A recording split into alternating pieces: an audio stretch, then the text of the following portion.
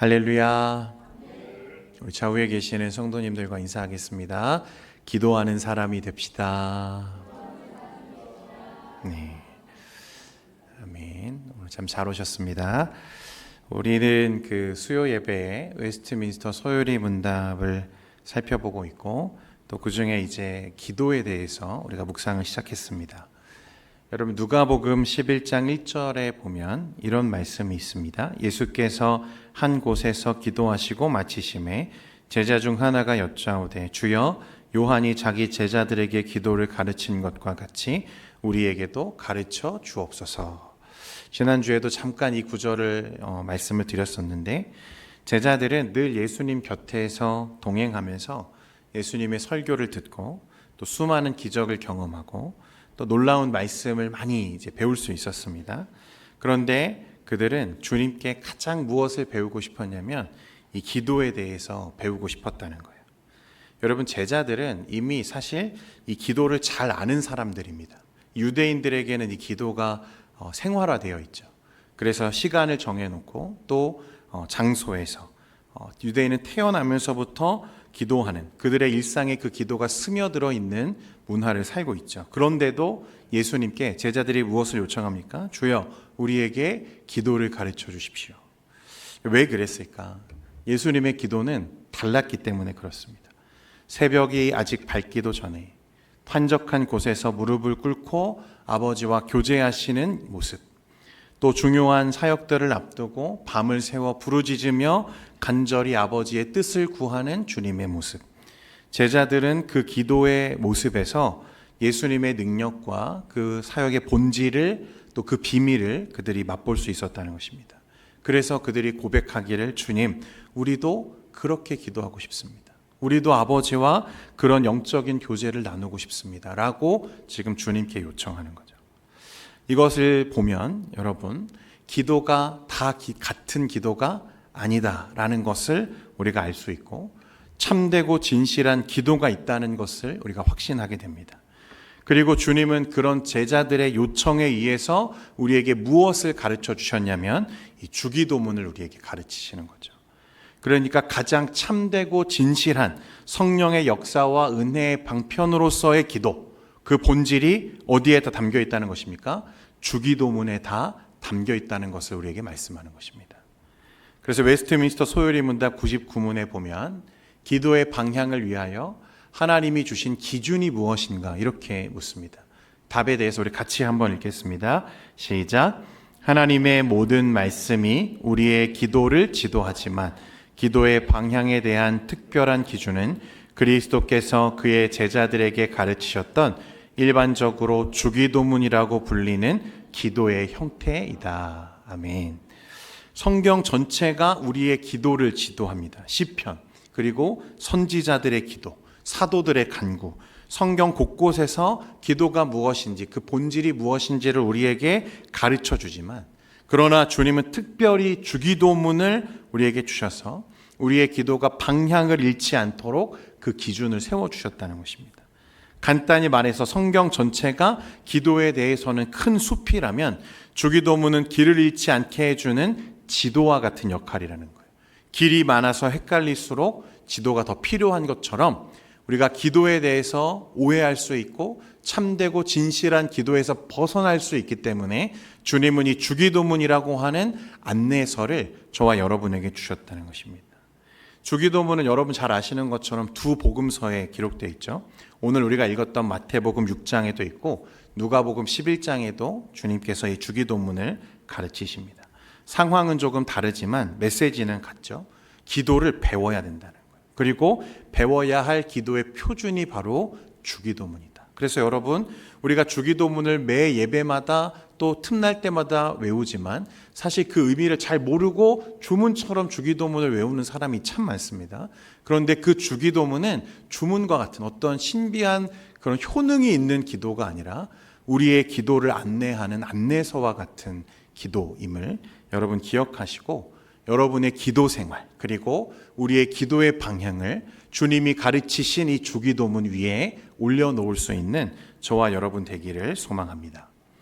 먼저 이제 주기도문을 좀 우리가 살펴보게 되면 오늘 좀 객관적인 내용을 하고 다음 주부터 그 항목 하나하나를 좀 살펴보려고 하는데요. 먼저 기도의 방향성에 대해서 우리가 이야기를 하지 않을 수가 없습니다. 주기도문이 우리에게 가르치는 가장 중요한 첫걸음이 뭐냐면 이 기도의 방향성이에요. 예수님은 제자들에게 이렇게 기도하라 라고 하시면서 그 첫 문구에 뭐라고 말씀하시냐면 하늘에 계신 우리 아버지여 이름이 거룩히 여김을 받으시오며 라고 기도하라고 하셨어요. 그리고 그 기도의 마지막 부분이 무엇인지 여러분 잘 아시죠? 나라와 권세와 영광이 누구에게? 아버지께 영원히 있사옵나이다. 그러니까 이 주기도문의 처음과 끝이 모두 무엇으로 이루어져 있습니까? 하나님의 이름으로 이루어져 있음을 보게 됩니다. 그러니까 이것을 보면 무엇을 알 수 있죠? 우리의 기도 전체가 사실 처음부터 끝까지 어디를 향해 있어야 된다는 거예요? 하나님 아버지를 향해 있어야 된다는 것을 말하는 거예요. 이 기도의 방향성입니다. 사람은요, 여러분 본능적으로 기도할 때 무엇을 먼저 말하고 싶습니까? 내 문제에 대해서 먼저 말하고 싶죠. 하나님, 저 이렇게 힘듭니다. 이 병을 좀 고쳐주십시오. 이번 시험을 잘 보게 해주십시오. 우리 아이 대학 잘 가게 해주십시오. 우리는 늘 기도할 때 먼저 무엇을 말하고 싶냐면 내 상황, 내 문제, 내 상태에 대해서 하나님께 말하고 싶은 욕구가 있는 거죠. 우리 입에서 가장 먼저 나오는 말은 늘 그런 것 같아요. 물론 하나님은 저와 여러분의 필요와 그 소망을 이루시는 분인 줄 믿으시기를 바랍니다. 그러나 여러분, 예수님은 기도의 순서에 대해서, 방향에 대해서 우리에게 말씀하시는데 순서를 바꾸라는 거예요. 기도의 첫 자리는 언제나 누구에게 드려야 된다? 하나님 아버지께 드려줘야 된다. 아버지의 이름이 드러나기를 원하는. 그래서 아버지의 이름이 거룩히 여김을 받으시오며 라고 하는 이 고백은 하나님을 먼저 찾고 하나님을 높여드리는 시간이고, 내 이름이 아니라 하나님의 이름이 먼저 높아지기를 원한다는 우리 믿음의 고백으로 우리의 기도가 시작되어야 한다고 말씀하는 것입니다. 또 기도는 시작은 나로 했지만, 시작은 하나님으로 했지만 나로 끝나는 게 아니라, 나로 마무리하는 게 아니라 마지막 고백도 하나님을 향해야 된다. 나라와 권세와 영광이 아버지께 영원히 있사옵나이다. 여기에 두 가지 고백이 담겨 있는 거죠. 기도의 결과는 나의 만족이나 성공이 아니라 하나님의 영광에 있다는 고백. 두 번째는 모든 권세와 주권이 하나님께 있음을 겸손하게 인정하는 고백. 이 두 가지가 주기도문의 핵심적인 방향이라는 것입니다. 여러분, 지난 시간에도 우리가 얘기했지만 기도는 내 뜻을 이루는 자리가 아닙니다. 하나님의 뜻에 나의 삶을 올려놓는 자리. 그래서 아버지의 뜻을 구하고 아버지의 뜻이 나를 통해서 이루어지기를 원하는 그 자리가 기도라고 한다면, 그 기도의 가장 모범적인 방향은 바로 주기도문이죠. 하나님의 이름, 하나님의 영광, 하나님의 뜻이 이 땅에 이루어지기를 간구하는 주님의 기도였다는 것입니다. 그래서 우리는 이 기도가 단순히 나를 위한 수단이 아니라 하나님의 나라를 세우는 도구라는 것을 주기도문을 통해서 배우게 됩니다. 그래서 종교개혁자 칼빈은 주기도문은 우리가 기도할 때 방황하지 않도록 우리의 기도의 욕망을 올바르게 지도하는 울타리와 같다고 말했습니다. 이 울타리라는 표현이 참 인상적인데, 여러분, 울타리가 없으면 가축이 길을 잃고 막 떠돌게 되잖아요. 그러니까 우리의 기도도 마찬가지라는 거죠. 이 울타리가 없으면 방황하게 돼요. 늘 우리는 내 욕망을 앞세우고 내 감정을 앞세우고 내 상황과 필요를 주님 앞에 꺼내놓는 자리 정도로 기도를 끝낼 때가 너무 많다는 것입니다. 그러나 주기도문은 우리를 이 울타리 안으로 붙들어주는 이 힘이 있는 거죠. 하나님이 먼저, 하나님의 영광이, 내 영광이 아니라, 내 상황이 아니라 아버지의 나라가 먼저 이루어지기를 원하는 기도라는 것입니다. 솔직히 고백하면 우리의 기도는 저도 마찬가지고 너무나 우리 중심으로 흘러가는 것들을 보게 됩니다. 문제 앞에 서면 기도가 곧 내 문제 해결의 청원으로 바뀌어 버리는, 또 마음이 급하면 하나님은 사라지고 오직 나만 남아있는, 그래서 이 주기도문을 우리가 다시 외우고 또 외울 때마다 그 자리를 우리가 회복하고 깨닫게 된다는 거예요. 기도는 늘 하나님으로부터. 사랑하는 여러분, 여러분의 기도는 오늘 어떤지 모르겠습니다. 여러분의 기도의 자리가 오늘 이 주님께서 가르쳐 주신 기도대로 그 올바른 방향대로 세워지기를 간절히 소망합니다.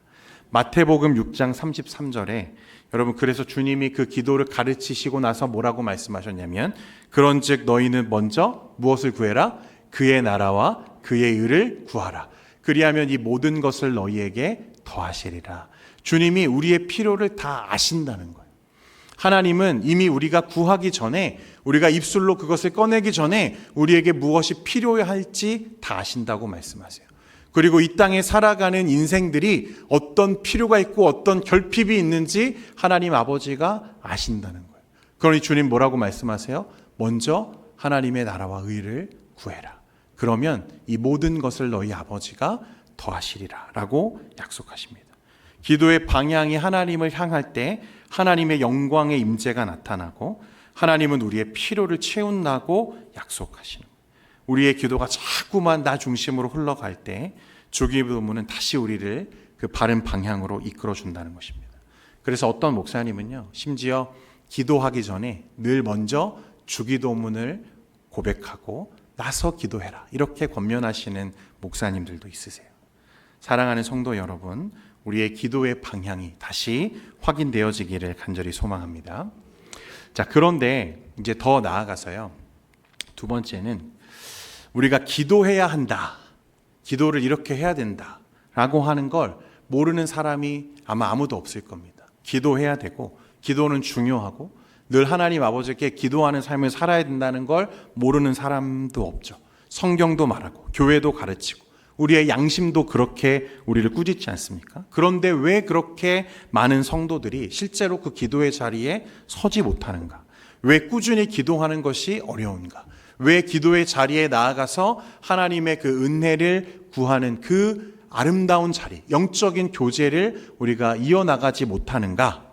왜냐하면 그것은 기도라고 하는 이 행위 자체가 우리의 본성과 정면으로 부딪히는 행위이기 때문에 그렇습니다.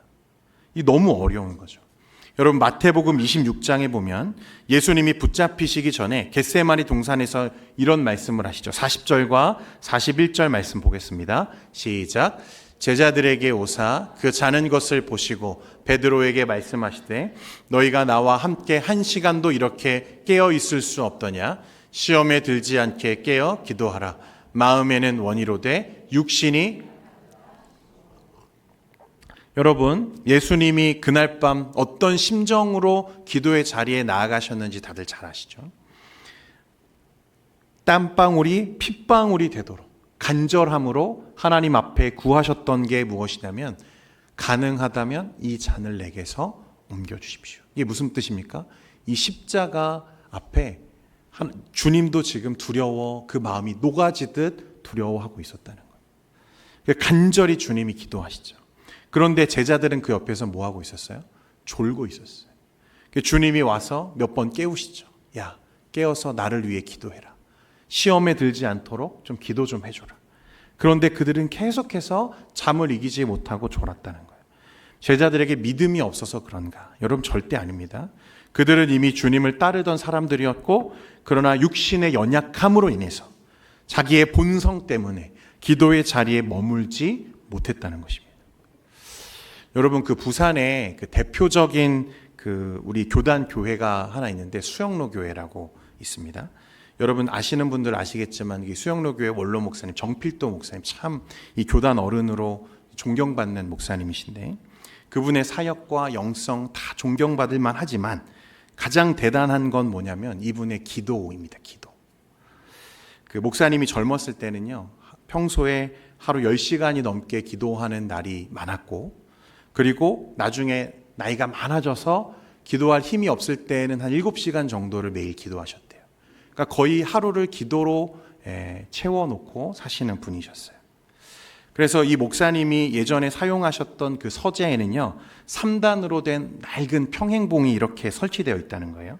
그래서 사람들은 이걸 기도의 3단봉이라고 부르는데, 이 서재를 지금은 아마 강사 대기실로 사용하는 것 같아요. 그래서 한 교수님이 예전에 간증하실 때 수영로 교회에서 설교를 부탁받아서 이제 설교를 하러 가셨는데 그 대기실에 머물게 된 거죠. 거기서 이제 그 3단봉을 보고 이제 만져봤다는 거예요. 손때가 묻은. 그 봉이 얼마나 달코해졌는지 그 봉을 만지는 것만으로도 은혜가 채워지는 것 같은 기분이었다고 그렇게 말씀하시는 걸 들은 적이 있어요. 그러니까 이 정필도 목사님은 졸지 않기 위해서 서서 계속해서 하루 종일 그렇게 붙잡고 기도를 하시는 거예요.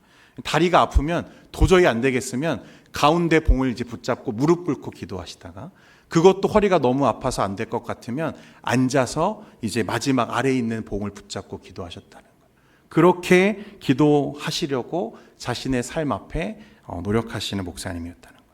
아마 제가 듣기로 우리 원로 목사님도 그런 기도의 영성을 소유하신 분으로 제가 알고 있는데 여러분 너무 존경합니다. 여러분 우리도 그런 기도의 영성을 소유할 수 있기를 간절히 소망합니다. 여러분 그냥 억지로 하면 그렇게 할 수 있겠습니까? 그 기도의 자리에서 하나님과 만나는 그 영적인 교제가 얼마나 사모하고 기쁨이 넘쳤으면 그 자리를 떠나기가 어려운 거죠.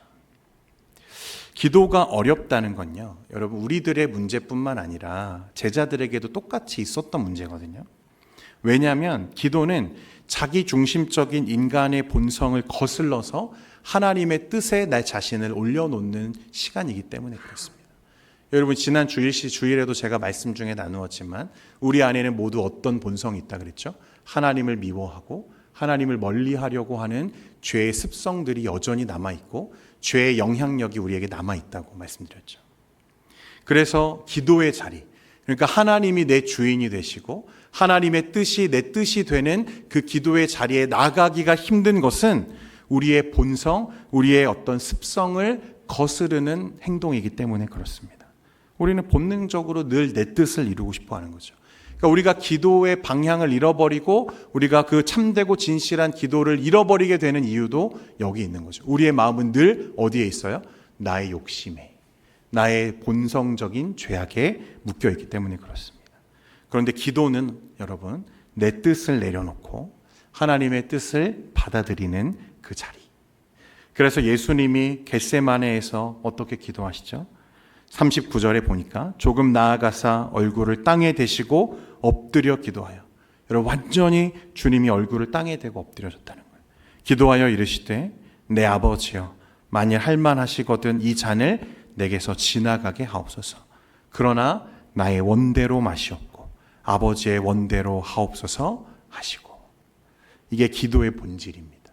내 뜻이 아니라 누구의 뜻을요? 하나님의 뜻을 구하는 기도. 그러나 우리의 본성은 늘 언제나 내 뜻을 구하고 싶고 내가 잘 되면 좋겠고 내 필요를 채우고 싶고, 이 갈등 때문에 기도는 늘 힘든 싸움이 될 수밖에 없는 거죠.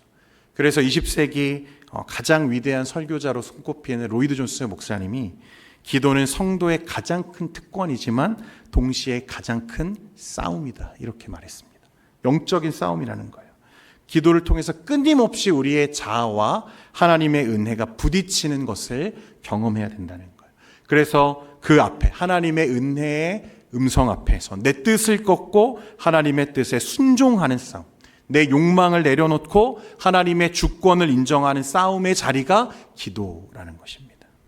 그래서 에베소서 6장 18절에 보면요, 모든 기도와 간구를 하되 항상 성령 안에서 하고 기도하고 이를 위하여 깨어 구하기를 항상 힘쓰며 여러 성도를 위하여 구하라고 했습니다. 힘쓰라는 거예요. 힘쓰라. 사랑하는 성도 여러분, 기도에 힘쓰는 저와 여러분 되기를 원합니다. 여러분 단순히 명상이 아니에요. 영적인 전쟁입니다. 여러분 기도할 때 자꾸 마귀가 우리를 틈타려고 해요. 그래서 우리를 졸게 하기도 하고 마음을 산만하게도 하고, 야, 너 그거 필요하잖아. 네가 지금 구해야 될 건 그게 급하잖아. 너 그 문제 앞에 있잖아. 자꾸 우리에게 그런 마음을 준다는 거예요. 왜 그렇습니까, 여러분? 기도할 때 하나님의 능력이 역사한다는 사실을 누가 알아요? 사탄도 아는 거예요. 기도할 때 하나님의 나라가 이루어진다는 걸 그 영적인 존재들도 아는 거죠. 그러니까 뭘 싫어해요? 우리가 기도하는 걸 사탄도 싫어하는 거예요. 그래서 계속해서 기도하는 성도들을 공격하죠. 늘 싸움이 따르고 피곤한 일이에요. 기도는 항상 쉽지 않은 일입니다. 그래서 본능이 아니죠.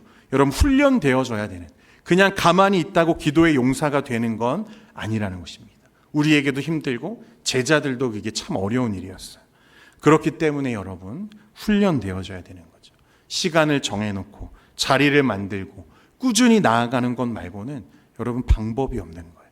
작은 습관이 쌓여서 하나님과의 경험이 쌓이고 내 뜻을 하나님 앞에 드리는 그런 작업들이 우리에게 꾸준히 필요하다는 것입니다. 사랑하는 성도 여러분, 이 기도의 자리가 회복되는 여러분들의 복된 삶이 되시기를 축원드립니다. 계속해서 좀 나누고 싶은 것은요, 우리가 앞에서 살펴본 것처럼 기도는 하나님 중심이어야 하고 또 우리의 본성과 맞서 싸우는 영적인 전쟁이다. 이제 한 가지 더 중요한 질문을 우리가 던져야 되는데, 그러면 참된 기도, 진정한 기도는 어떤 모습이어야 하는가라는 것입니다. 우리 마태복음 6장 5절에서 8절까지 말씀인데요. 우리 같이 한번, 좀 긴 말씀이지만 우리 천천히 한번 같이 읽겠습니다. 5절부터 8절까지 말씀입니다. 시작. 또 너희는 기도할 때에 외식하는 자와 같이 하지 말라. 그들은 사람에게 보이려고 회당과 큰 거리 어귀에 서서 기도하기를 좋아하느니라. 내가 진실로 너희에게 이르노니 그들은 자기 상을 이미 받았느니라. 너는 기도할 때에 내 골방에 들어가 문을 닫고 은밀한 중에 계신 내 아버지께 기도하라. 은밀한 중에 보시는 내 아버지께서 갚으시리라. 또 기도할 때에 이방인과 같이 중언부언하지 말라. 그들은 말을 많이 하여야 들으실 줄 생각하느니라. 그러므로 그들을 본받지 말라. 구하기 전에 너희에게 있어야 할 것을 하나님 너희 아버지께서 아시느니라. 아멘. 여러분, 마태복음 6장 7절에서 뭐라고 말합니까? 이방인과 같이 중언부언하지 말아라. 여러분들도 아시지만 기도는 기독교의 전유물이 아니죠. 여러분, 모든 종교의 이름은 다를 수 있어도 무엇이 있습니까? 기도가 있습니다. 불교에도 있고 이슬람에도 있고 힌두교에도 기도 있습니다. 우리 예전에 어머니들 정한수 받아놓고 뭐 하셨어요? 기도하셨죠. 그것도 기도죠. 말은 다 달라도 기도입니다. 정성을 들여서 구하면 들어줄 것이라고 하는 기대를 가지고 자신의 믿음의 대상 앞에 나아가는 행위들. 여러분, 당시의 이방인들은 기도를 어떻게 했어요? 주문처럼 반복하는 특징이 있었습니다. 그게 뭐예요? 중언부언이죠. 중언부언. 같은 말을 끊임없이 되뇌면서 반복하면 신이 그것을 들어줄 거예요. 정성에 감동해서 신이 그 요구를 들어줄 거라고 사람들은 생각하는 거죠. 그런데 예수님은 뭐라고 말씀하십니까? 하나님은 이미 너희의 필요를 아신다.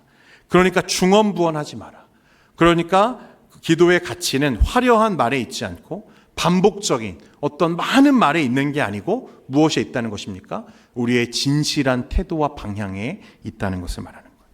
여러분, 보네퍼라고 하는 목사님은요, 기도는 하나님 앞에서의 진실함이지 인간 앞에서의 수사가 아니다 그랬어요. 그러니까 하나님 앞에 기도할 때 여러분, 화려한 언변이 필요합니까? 필요하지 않다는 거예요. 하나님 앞에 나아갈 때, 기도할 때 뭔가 논리적인 여러분 그런 설득이 필요합니까? 필요하지 않다는 거예요. 우리가 기도할 때 얼마나 많은 말을 하느냐가 중요한 게 아니라는 것입니다. 그저 우리는 아버지 한마디만 불러도 하나님이 우리의 마음을 다 듣고 계시다는 거예요. 주님, 제 마음이 너무 힘이 듭니다. 주님, 오늘 너무 고단했습니다. 그 말 한마디면 충분하다는 거예요. 여러분, 부모에게 배고프다고 말하는 이 아이처럼 간단해도 진실하면 하나님이 들으시는 줄 믿으시기를 바랍니다. 기도가 때로는 어렵게 느껴지는 이유 중 하나가 좀 멋지게 해야 된다. 길게 해야 된다. 그러나 예수님은 그렇게 말씀하지 않으셨어요. 하나님께 드리는 가장 솔직한 고백의 자리. 어렵게 꾸밀 필요도 없고 단순하고 있는 그대로 주님 앞에 나아오라고 말씀합니다. 두 번째 특징은 여러분, 기도의 간결성입니다. 주기도문을 보면 여러분 길지 않죠. 마태복음에서는 불과 5절이고요. 누가복음에서는 더 짧습니다. 그런데 그 안에는 하나님의 나라, 그 놀라운 진리가 다 담겨 있다는 거예요. 여러분, 그래서 주기도문은 짧지만 복음 전체를 요약하는 핵심이다. 이렇게 말했습니다. 우리는 종종 기도가 길어야만 깊다고 생각하지만, 물론 때로는 긴 시간 무릎을 꿇고 드리는 기도도 필요하지만, 그러나 길이가 그 은혜를 보장하지는 않는다는 것입니다. 중요한 것은 내용의 깊이죠. 그리고 마음의 진실함이라는 것입니다. 성도 여러분, 설교도 약간 좀 비슷한데요. 설교를 짧게 하는 게 힘들까요? 아니면 설교를 길게 하는 게 힘들까요? 여러분, 짧게 하는 게 어려울 것 같습니까? 아니면 길게 하는 게 어려울 것 같습니까? 둘 다 어렵습니다. 네. 분명한 건 길고 짧고의 문제가 아니라 그게 핵심이 아니라는 거예요. 예수님이 가르치신 기도는 분명 짧고 간결하지만 하나님의 나라, 그 인간의 진실한 필요, 죄와 용서, 시험과 구원까지 모든 핵심적인 진리를 다 담고 있죠. 길이가 아니라 방향이 중요하다. 그래서 하나님은 우리의 많은 말이 아니라 진실한 마음을 보시는 하나님이심을 여러분 기도할 때 늘 붙잡을 수 있기를 바랍니다. 기도는 짧아도 괜찮아요. 그러나 여러분 짧아도 괜찮다고 해서 하나님 아시죠? 이러고 바로 일어나시면 안 되고, 네, 진실한 하나님과의 영적인 교제가 중요하다는 것입니다. 세 번째는 기도의 포괄성입니다. 주기도문은 단순하고 간결하지만 동시에 포괄적이죠. 하나님께 드리는 간구와 우리의 필요가 함께 그 안에 담겨져 있다는 거예요. 하나님을 향한 간구, 앞에서 우리가 봤지만 이름이 거룩히 여김을 받으시옵소서. 주님, 저를 통해서, 내 삶을 통해서 하나님의 영광이 드러나기를 원합니다. 또 그 안에 우리를 위한 필요가 있죠. 일용할 양식을 주옵시고 우리의 죄를 사하여 주시고 시험에 들게 하지 마시옵소서. 짧은 기도 안에 하나님 중심의 신앙과 우리의 현실적인 필요가 모두 들어있다는 거예요. 여러분, 마치 십계명에도 하나님과의 관계, 사람과의 관계로 그 구조가 이루어져 있는 것처럼 주기도문도 이 짧은 간구 안에 하나님을 향한 고백, 우리의 삶을 향한 고백, 이 두 가지가 모두 담겨져 있다는 것입니다. 그래서 여러분, 어거스틴이라는 분은 내가 다른 어떤 기도를 드린다고 해도 그 기도가 합당한 기도라면 이미 주기도문 속에 들어있다. 그래서 우리에게 기도가 필요하다면 주기도문이면 족하다. 이렇게 말씀하셨습니다. 우리가 드리는 모든 기도는 이 주기도문의 구조 속에서 다 담겨져 있다는 거예요. 하나님 중심의 기도, 우리의 삶 전체를 아우르는 기도가 바로 이 참된 기도이고 그 울타리, 그 모범이 뭐냐? 주기도문이다. 마지막으로요, 예수님은 우리에게 무엇을 경계하라고 하셨냐면 외식하는 자와 같이 기도하지 말라고 하셨습니다. 우리가 경계해야 할 1호는 외식이에요. 어떤 거죠? 남에게 보이기 위한 기도, 나의 공로를 위한 기도. 여러분, 중세 교회 시대까지만 하더라도요, 기도에 대한 보편적인 생각은 공로였습니다. 공로. 우리가 소원을 이루는 수단으로서의 기도, 인간적인 공로, 공덕을 쌓는 방법이 무엇이었냐면 기도라고 그 당시에는 여겼다는 거예요. 그렇게 기도하는, 공덕을 쌓는 기도를 통해서 우리의 소원을 이루려고 한, 어떻게 보면 지금 우상을 숭배하는 다른 타 종교에서 하는 기도들과 전혀 다르지 않은 인식을 그들이 갖고 있었다는 거죠. 그렇기 때문에 사람들은 그렇게 오래 기도하고 고통스럽게 기도하는 사람들을 보면서 와, 저 사람은 굉장히 경건한 사람이구나. 어떻게 저렇게 오래 기도하지? 저 사람은 굉장히 신실한 믿음을 가졌나 보다. 이렇게 생각을 한다는 거죠. 그러다 보니까 그런 소리를 들으려고 그렇게 기도를 한다는 거예요. 여러분, 당시 바리새인들이 이것 때문에 예수님께 책망을 얼마나 받았습니까? 그들이 어떻게 기도하죠? 회당 한가운데 서서 사람들이 보는 가운데 길게 기도하기 시작합니다. 시장 어귀에 서가지고 사람들이 지나다니는 그곳에서 막 기도를 하기 시작해요. 그럼 사람들이 보면서 와, 저 사람은 도대체 믿음이 얼마나 좋을까? 막 이렇게 그거 들으려고. 그래서 예수님 뭐라고 말씀하시죠? 그들은 자기 상을 이미 다 받았다. 그래서 너희는 외식하는 자와 같지 말고 어디로 가서 기도해라? 골방에 가서 기도해라. 사람들에게 보이려고 하지 말고 너희 하나님 아버지와 독대하는 기도 앞에 나아가라고 말씀하시는 거예요. 그러니까 참된 기도는 여러분 은밀한 기도죠. 남들이 보지 않아도, 아무도 알아주지 않더라도 하나님 앞에 드려지는 진실한 고백, 이 골방에서 드리는 기도, 눈물로 하나님 앞에 홀로 드리는 기도가 하나님이 기뻐하시는 기도라는 것입니다. 여러분, 우리가 이제 주기도문을 살펴보면서 기도의 세 가지 핵심을 이야기했거든요. 첫 번째는 기도는 방향이 중요하다. 그렇죠? 하나님으로 시작해서 하나님으로 끝나는, 그래서 나의 욕구와 나의 어떤 욕망을 하나님께 털어놓는 그런 시간이 아니라 하나님 아버지의 뜻에 나의 삶을 올려놓는 자리. 두 번째는 기도는 원래 어렵다. 왜 어렵습니까? 나의 마음을 내려놓는 시간이기 때문에 그렇습니다. 훈련이 필요한 거죠. 우리의 본성과 우리의 자아를 주님 앞에 내려놓는 자리이기 때문에 영적인 전쟁이다. 세 번째로 참된 기도의 특징은 단순하고 간결하기. 그러나 삶 전체를 아우르는 기도. 그리고 은밀한 중에 하나님 앞에 나아가는 그 기도를 하나님이 기뻐하신다는 것입니다. 제가 두 딸을 키우다 보니까 딸들이 이제 학교를 마치면 저에게 쪼르르 달려와서 아빠, 오늘 이런 일이 있었는데요. 저는 그 친구 이름도 모르는데 그 친구가 저에게 이렇게 했고요. 얘가 그렇게 해서 저렇게 됐고요. 그래서 선생님이 이런 말을 했고요. 그래서 얘기를 듣다 보면 도대체 얘가 나한테 무슨 말을 하려고 하는 거지? 제가 그 맥락을 잘 모르겠을 때가 참 많더라고요.